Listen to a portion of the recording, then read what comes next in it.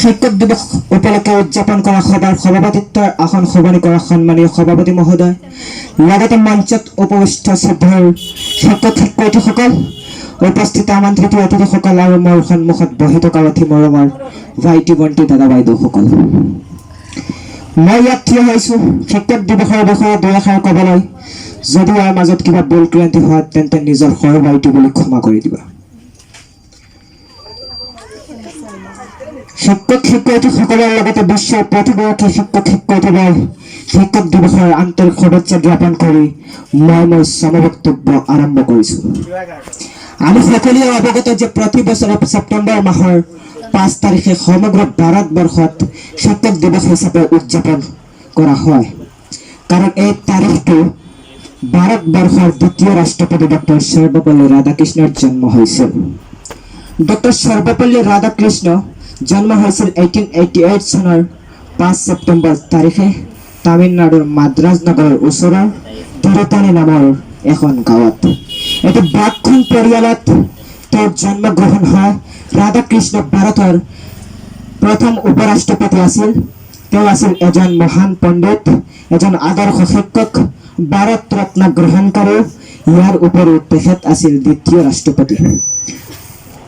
তেওঁ ভাৰতৰ ৰাষ্ট্ৰপতি হোৱাৰ সময়ত তেওঁৰ একাংশ ছাত্ৰ ছাত্ৰী আৰু বন্ধু বান্ধৱীয়ে তেওঁৰ জন্মদিন অৰ্থাৎ 5 ছেপ্টেম্বৰ, যিটো আমি আজি পালন কৰি আছোঁ, সেই তাৰিখটো উদযাপনৰ অনুমতি দিবলৈ অনুৰোধ কৰিছিল। তেতিয়া তেওঁ উত্তৰ দিছিল, মোৰ জন্মদিনটো সমূহীয়াকৈ উদযাপন কৰাৰ পৰিৱৰ্তে যদি 5 ছেপ্টেম্বৰ তাৰিখটো শিক্ষক দিৱস হিচাপে পালন কৰা হয় তেন্তে সেইটোৱে মোৰ অতি গৌৰৱৰ বিষয় হ'ব। আৰু তেতিয়াৰে পৰা তেওঁৰ জন্মদিনটো সমগ্ৰ ভাৰতবৰ্ষত শিক্ষক দিৱস হিচাপে পালন কৰি অহা হৈছে আৰু আগন্তুক দিনত কৰি যোৱা হ'ব বুলি আশা ৰাখিছোঁ। শিক্ষক দিৱস হৈছে ছাত্ৰ ছাত্ৰীসকলৰ শিক্ষাৰ প্ৰতি থকা মৰম আৰু সন্মান প্ৰদৰ্শনৰ বাবে সৰ্বোত্তম উপায়। আমি সকলোৱে আমাৰ শ্ৰদ্ধাৰ শিক্ষক শিক্ষয়িত্ৰীসকলক সন্মান কৰোঁ যদিও শিক্ষক দিৱসৰ দিনা সেয়া আমি মুক্তভাৱে প্ৰকাশ কৰিব পাৰোঁ। শিক্ষক হ'ল এডাল মমবাতিৰ নিচিনা যিয়ে নিজে জ্বলি আমাক পোহৰ দিয়ে। A good teacher is like a candle. It constitutes itself to light the way for other always. Remember that one child, one teacher, one pen can change world. নিজে জ্বলি আনক পোহৰ দিয়ে। অভিভাৱকতকৈ শিক্ষক ডাঙৰ বুলি এটা কথা আছে। অভিভাৱকে সন্তান জন্ম দিয়ে, আনহাতে শিক্ষকে সেই শিশুটিক ব্যক্তিত্ব গঢ় দি উজ্জ্বল ভৱিষ্যত প্ৰদান কৰে।